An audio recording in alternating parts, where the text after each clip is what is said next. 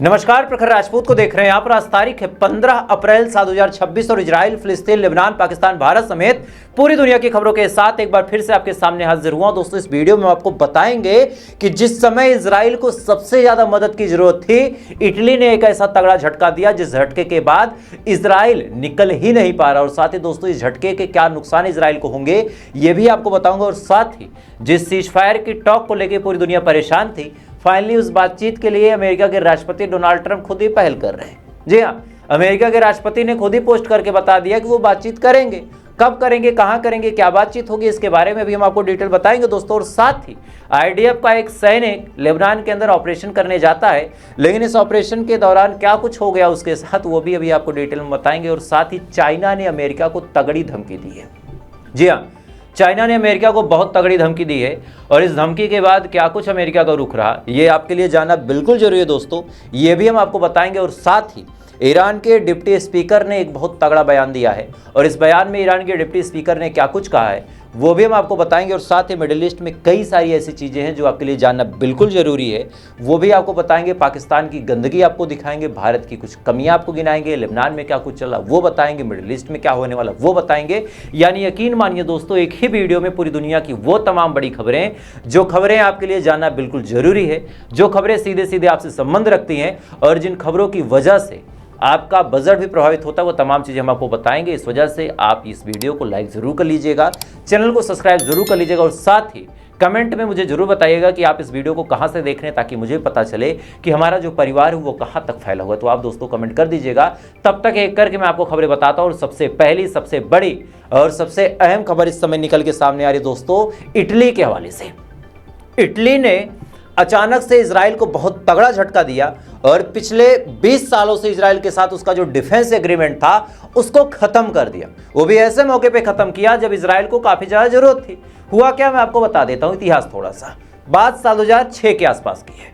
साल 2006 में जब इजराइल को थोड़े पैसे कमाने की जरूरत थी और इजराइल को हथियार लेने की जरूरत थी, तो इस दौरान इजराइल ने इटली के साथ एक डिफेंस डील की, जिस डिफेंस डील के तहत इटली से कुछ हथियार इजराइल तक आते, इजराइल के कुछ हथियार इटली को बेचे जाते, जिससे इजराइल को पैसा मिलता और इजराइल मजबूती के साथ अपने डिफेंस को मजबूत करता और साथ ही पूरी दुनिया में अलग अलग एक्सपेरिमेंट, अलग अलग आविष्कार करता और उससे पैसे काफ़ी कमाता। अब इस डिफेंस डील की कहानी ये थी कि 5 साल का ये डिफेंस डील था, लेकिन फिर बाद में जब 5 साल बीत गए तो फिर इजराइल और इटली दोनों को लगा कि यार इसको थोड़ा सा और आगे बढ़ा लेते हैं। उसके बाद ये 10 साल का हो गया, फिर धीरे धीरे 5 साल बीते, फिर दिमाग में आया कि यार इसको और बढ़ा लेते, 15 हो गया। अब ऐसा कर करा के बार बार ये डिफेंस डील अपने आप ऑटो रिन्यू हो जाती थी और ऑटो रिन्यू होने के बाद डिफेंस डील जो थी कंटिन्यूसली चलती रही। लेकिन अचानक से जब लेबनान का मुद्दा दोस्तों गरमाया और इधर ईरान पे जो कुछ हमले इजराइल ने किए, जिस हिसाब से बच्चों को मारा, जिस हिसाब से मासूम सिविलियन को मारा, 30,000 से ज़्यादा लोग लेबनान के अंदर मारे जा चुके हैं, न जाने कितने हज़ार लोग तो गाज़ा के अंदर मारे गए, उतने ही लेबनान के अंदर मारे गए, ईरान के अंदर मारे गए, सीरिया के अंदर मारे गए। तो इसको लेके दोस्तों इटली के पार्लियामेंट में बहुत तगड़ी बहस हो गई। इस बहस में फॉरेन मिनिस्टर भी थे, डिफेंस मिनिस्टर थे, साथ ही अलग अलग और लोग थे। ये तमाम लोग एक सुर में बात करते हैं कि अब इजराइल के साथ ताल्लुकात रखना सही नहीं है, क्योंकि इजराइल बच्चों का हत्यारा है और ऐसे देश के साथ अगर हम डिफेंस डील करते हैं तो हमारे देश में भी कोई अच्छी चीज़ नहीं होगी। जाहिर सी बात है, अगर गलत आदमी के इन्फ्लुएंस में आप रहेंगे तो आपके यहाँ कोई अच्छी चीज़ नहीं हो सकती। सेम चीज़ जब मेलोनी को पता चला, जो इटली की प्राइम मिनिस्टर है जॉर्जिया मेलोनी, तब उन्होंने साफ तौर पे कहा कि ठीक है, ये जो डिफेंस डील है उसको तत्कालीन प्रभाव से रद्द किया जाए और फौरन ही सारे एग्रीमेंट को कैंसिल आउट किया जाए। अब मेलोनी जब ये बात बोली तो मेलोनी की इस बात के बाद इजराइल अंदर से हिल गया, चूंकि इस समय इजराइल को पैसे की बहुत ज़्यादा ज़रूरत है।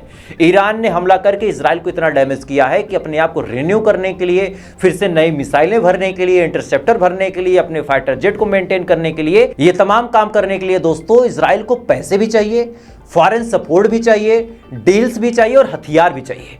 और अब तक एक बड़ा खेप निकल के आ रहा था इजराइल को इटली से, लेकिन इटली ने अचानक से जब ये डिफेंस डील कैंसिल आउट कर दी तब इजराइल बौखला गया है। और इस बौखलाहट के बाद इजराइल के जो मोसाद की चीफ हैं, इन्होंने एक बयान दिया और इस बयान से इनकी मानसिकता भी दोस्तों साफ हो गई। मोसाद के चीफ ने साफ तौर पे कहा कि जो लोग ये सोचते हैं कि इजराइल और ईरान के बीच जंग रुक जाएगी या फिर इजराइल और ईरान के बीच सीज फायर हो जाएगा, तो वो लोग गलत हैं। इजराइल और ईरान के बीच सीज फायर या फिर जंग रुकने का सिलसिला तभी हो सकता है जब वहाँ की रेजिम चेंज हो जाए। अब रेजिम का मतलब ये है कि जो अभी इस्लामिक रिवॉल्यूशन की सरकार चल रही है, यानी जो वहाँ पे सुप्रीम लीडर का सिस्टम है, वहाँ पे जो पजिस्कियन राष्ट्रपति हैं, अब्बास अराची फॉरेन मिनिस्टर हैं, ये तमाम लोग मार दिए जाएं और वहाँ पे रेजा पहलवी जैसे किसी कठपुतली को बैठा के सरकार का लीड रोल उसके हाथ में दे दिया जाए ताकि इजराइल को कभी भी ईरान से कोई खतरा ना हो। क्या कुछ कहा मोसाद के चीफ ने, सुनिए जरा। תושלם רק כאשר יוחלף המשטר הקיצוני הזה. אותו משטר שרוצה את השמדתנו חייב לחלוף מן העולם. זו משימתנו. לא נמשיך להביט מנגד על איום קיומי נוסף. מתוך ציווי ברור, לעולם לא עוד. इस वीडियो में आप साफ तौर पे सुन सकते हैं कि मोसाद के चीफ ने स्पष्ट तौर पे ये बात बता दी है कि भैया हमारा यही एजेंडा है और अपने एजेंडे को क्लियर करने के लिए बार बार डोनाल्ड ट्रंप को ब्लैकमेल भी करते हैं कि तुम्हें सीज फायर नहीं करना, तुम्हें बातचीत नहीं करनी। लेकिन डोनाल्ड ट्रंप की मुसीबत इस समय दोस्तों इस कदर बढ़ चुकी है कि एक तरफ तो ईरान के साथ न जाने कौन कौन आ रहा जो कभी इतिहास में नहीं था। जैसे आज तुर्की के अंदर 72 ऐसे डिप्लोमेट थे, कॉमन पीपुल नहीं, 72 ऐसे डिप्लोमेट थे जिन्होंने डांस करके और ईरान का झंडा उठा के ईरान के साथ सॉलिडरिटी दिखाई। वीडियो देखें आप।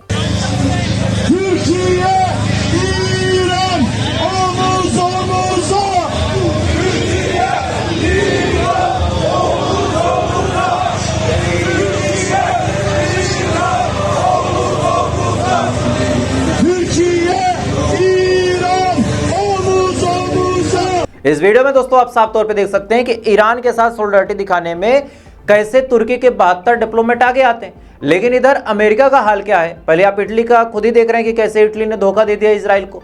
अमेरिका ने पहले नाटो से उम्मीद लगाई कि नाटो आएगा, नाटो ने आने से इनकार कर दिया। इसके बाद अमेरिका ने सोचा कि ब्रिटेन आएगा, ब्रिटेन ने इनकार कर दिया। उसके बाद जर्मनी से मदद मांगी, उसने इनकार कर दिया। जापान से मदद मांगी, साउथ कोरिया से मदद मांगी, सबने जब इनकार कर दिया तब डोनाल्ड ट्रंप दोस्तों पड़ गया अकेला। उसके बाद पागलों वाली हरकत उसने की। सबसे पहले अपने धर्मगुरु का मजाक उड़ाया, वहां भी फजीयत हुआ, झूठ बोलना पड़ा कि मैं डॉक्टर बना था, डॉक्टर खेल रहा था। अब भाई साहब ने क्या किया कि स्टेट ऑफ हार्मोज को बंद करने का फैसला कर लिया।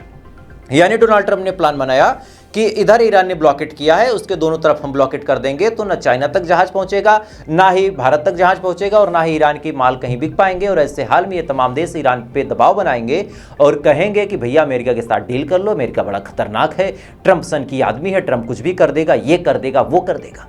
ये तमाम बयान इन्होंने दिए और मन ही मन खुश थे, मुस्कुरा रहे थे, सपने में इनके ऐसी ख्याली पुलाव पक रहे थे। लेकिन जैसे ही इन्होंने कहा कि हम चाइना पे सेंसन्स लगा देंगे अगर चाइना हथियार देगा ईरान को, या फिर हम चाइना की जहाज पार नहीं होने देंगे, चाइना की तरफ से बयान आ गया। चाइना ने साफ तौर पे कहा कि अगर हमारे जहाज की तरफ आंख उठा के भी देखने की कोशिश की तो, या फिर हमारे साथ डिप्लोमेटिक वार करके हमारे ऊपर सेंसन्स या फिर कुछ और लगाने की कोशिश की गई तो, दोनों ही सूरत हाल में चाइना का जो जवाब निकल के सामने आएगा, ट्रंपू बाबू उसको संभाल नहीं पाओगे। अब चाइना की तरफ से दोस्तों जब ये धमकी आ गई, इधर फिर इन्होंने प्लान बनाया कि हम ये कर देंगे, वो कर देंगे, हम जहाज रोक देंगे। लेकिन जो नेवी अभी एक हफ्ते पहले पिट के गई हो, उस नेवी में इतना जज्बा तो आएगा नहीं। भाई अब्राहम लिंकन का क्या हाल हुआ, जेरड फोर्ड का क्या हाल हुआ, जॉर्ज बुश का क्या हाल हुआ, जग जाहिर है, किसी से छुपा नहीं है। तब ये जहाज रोकने की तो बात छोड़िए, खबर ये है कि चाइना के भी जहाज पार हो गए, इधर भारत के भी जहाज पार हो गए और इधर डोनाल्ड ट्रंप कह रहे हैं कि हमने मिडिल ईस्ट में 15 जहाज़ों को रख दिया है और 24 घंटे के अंदर एक भी जहाज पार नहीं हुआ। मतलब हमारे यहाँ जो आ रहे हैं क्या यार, खिलौने उलौने या फिर एआई से मोदी साहब दिखा रहे हैं, क्या कहानी हो तो मोदी साहब ही अब जाने या फिर चाइना वाले जाने। बहरहाल इसी बीच दोस्तों चारों तरफ से जब ये घिर गए, चारों तरफ से कहीं बातचीत बनी नहीं, तब ये फाइनली अब नेगोशिएशन को तैयार हो गए और डोनाल्ड ट्रंप ने साफ तौर पे बता दिया कि 2 दिन के अंदर ईरान के साथ इनकी बातचीत शुरू हो जाएगी। लेकिन फिर वही धोखे वाला बात, वही घटियापंथी की सोच। इन्होंने कहा कि ईरान की तरफ से फ़ोन आया, ईरान वाले रिक्वेस्ट कर रहे थे, मैंने खुद देखा अब्बास अराची पैरों में गिर गया था, पजेस्कियन पाँव दबा रहा था, इधर जो मुस्तफा खामनेई सर में चंपी कर रहे थे, तब जाकर ट्रंप माने। मतलब भाई कोई खुश हो रहा, होने दो, क्या दिक्कत है। तो ये तमाम बयान इन्होंने दिए। उसके बाद ये फाइनली कंफर्म है कि अब इस्लामाबाद में या फिर जिनेवा में बातचीत होगी। लेकिन इस्लामाबाद में बातचीत थोड़ी सी मुश्किल इस वजह से लग रही है क्योंकि इस्लामाबाद से 2 कहानियां ऐसे बताता हूं जिसके बाद ईरान भड़क गया है। और एक कहानी तो ऐसी है जिसमें पूरी दुनिया इस्लामाबाद के मौजूदा शासन पे यानी शहबाज शरीफ पे थूक रही है। कहानी है कि जिस होटल में मीटिंग हुई थी तो आमतौर पे मीटिंग को ऑर्गेनाइज किया था किसने, मीडिएटर कौन था, पाकिस्तान की सरकार ने। यह काम वहाँ की जनता ने नहीं किया था, सरकार ने होटल बुक कर लिया भाई 2 देश के सीनियर डेलीगेशन आ रहे हैं तो होटल में मॉडिफिकेशन भी किया हो गया, सारे होटल को खाली कराया गया होगा, कांच से लेके खिड़कियां तक बुलेट प्रूफ की गई होगी, साथ ही वहां पे सर्विलांस की टीम लगी होगी, पूरे इलाके को खाली कराया गया होगा, जो स्टाफ वहां पे काम करता है उसको हटाया गया होगा, नए स्टाफ की रिक्रूटमेंट की गई। और खासकर अगर पाकिस्तान की बात करें तो अगर रशिया, अमेरिका या फिर ईरान के लोग आते हैं तो ये लोग अक्सर ये काम करते हैं कि अपने ही लोगों को काम पे लगाते हैं, किसी और का छुआ या नहीं खाते। साथ ही 2 दिन पहले चेकिंग चालू हो जाती है कि भैया लिफ्ट कहाँ पे है, एंट्री कहाँ पे है, कहीं कोई ऐसा जोन तो नहीं जहाँ से स्नाइपर से निशाना बनाया जा सके। भाई कोई उपराष्ट्रपति है, कोई फॉरेन मिनिस्टर है, सबके ऊपर खतरा तो है ही। तो ऐसे हाल में बाकायदा उस हॉस्टल में या फिर उस होटल में या फिर जहाँ भी जाना होगा वहाँ पे मेंटेनेंस काफ़ी की जाती है, वहाँ पे तोड़फोड़ होता है। तो इस तोड़फोड़ के बाद काफ़ी नुकसान होता है। तो नुकसान, अब लॉजिकल बात आप सोचिए कि भाई आप किसी होटल के शीशे को बुलेट प्रूफ कर दें तो उससे उस होटल वाले का क्या फ़ायदा?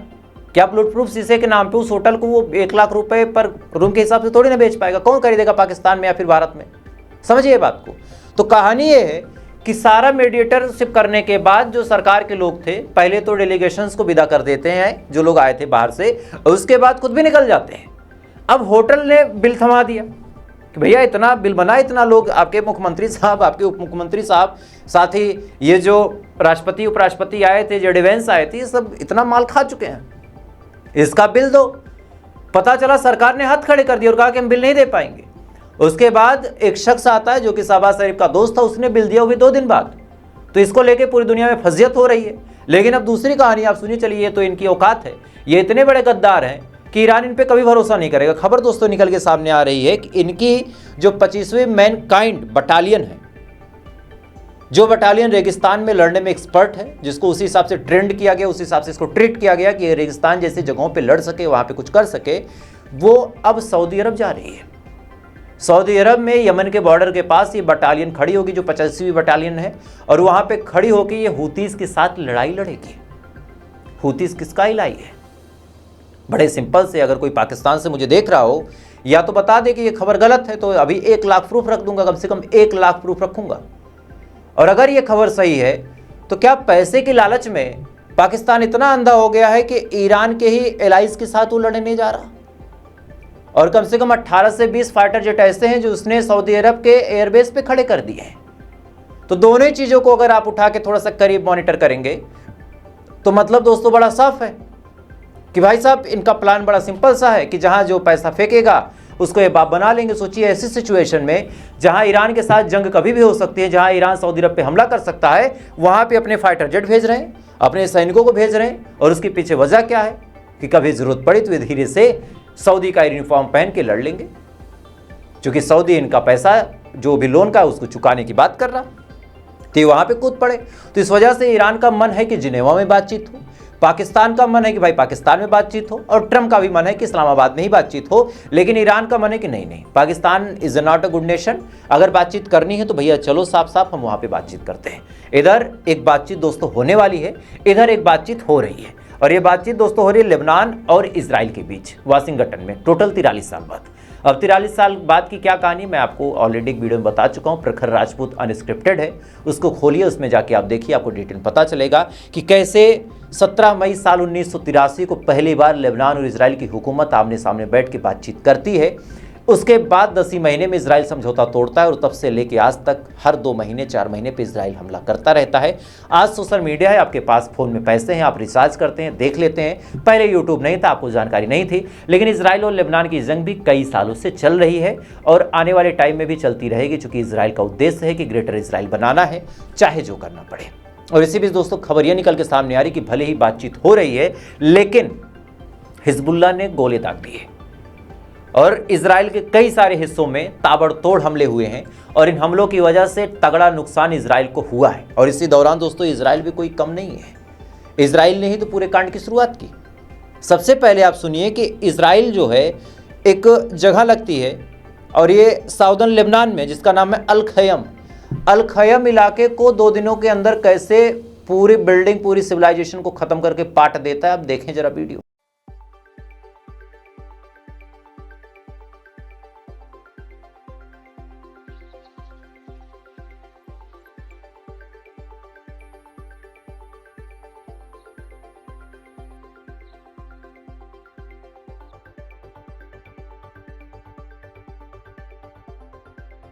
इसके अलावा दोस्तों और कहां कहां पे लगातार ये हमले कर रहे हैं और क्या कुछ इनका प्लान है वो भी जरा देखें।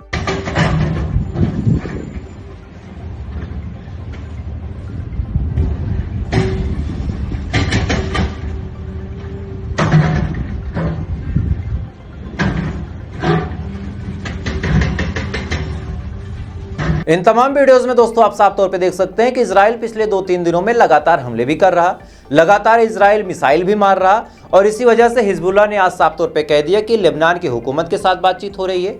इस हुकूमत से हमारा कोई ताल्लुकात नहीं, चूंकि अमेरिका की हेल आई है, अमेरिका के कहने पर यह काम करती है, अमेरिका के कहने पर इसकी हरकतें हैं और इस वजह से इनके साथ कोई भी बातचीत को हम ज़्यादा सीरियसली नहीं लेंगे और यही वजह है कि हिजबुल्लाह ने हमला भी किया। और इधर इजराइल ने भी हमले तेज किए, जैसे कल टायर सिटी पे हमला हुआ था, उसके कुछ वीडियोस आए थे और मैं चाहूंगा कि उन वीडियो को भी आप देखें। موجة تانية من القنابل المضيئة فوق سور.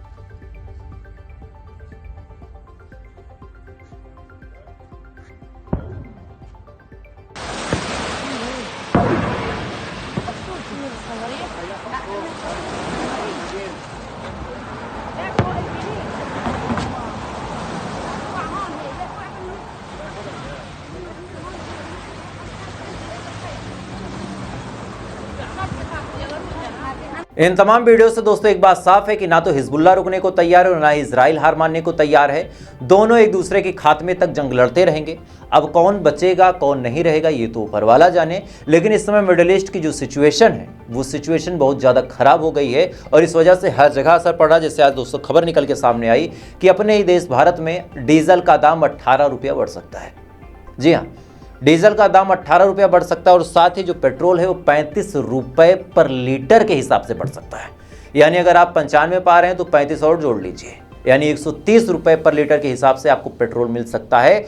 ऐसा परसेप्शन निकल के सामने आ रहा। तो आगे आप समझदार हैं कि मिडिल ईस्ट की ये जंग कहाँ तक जा रही है। खैर, तो फिलहाल दोस्तों अभी के लिए बस इतना ही। बाकी आपकी क्या राय है वो बहुत ज़्यादा अहम होती है मेरे लिए, तो आप अपनी राय को कमेंट में ज़रूर रखा करें। साथ ही इस वीडियो को 2-4-6 लोगों से शेयर किया करें और मैं किसी को कॉपीराइट नहीं देता। आप मेरी वीडियो को डाउनलोड करें, कट करें, फेसबुक पे डालें, इंस्टाग्राम पे डालें। बस मैं ये चाहता हूँ कि सच्ची खबरें ज़्यादातर लोगों तक पहुँच जाएँ। तो आज से जो लोग ये काम करना चाहते हैं कर सकते हैं। बिंदास मेरी वीडियो को शेयर कीजिए, बिंदास डालिए, मैं किसी को कॉपीराइट नहीं दूंगा। खैर, तो फिलहाल अभी के लिए बस इतना ही। बाकी थोड़ी देर बाद आपसे फिर मुलाकात होगी ऐसी किसी खबर के साथ। तब तक आप अच्छे रहें, खुश रहें, अपना ख्याल रखें, अपने देश का ख्याल रखें। जय हिंद, ऊपर वाला आपकी हिफाजत करे।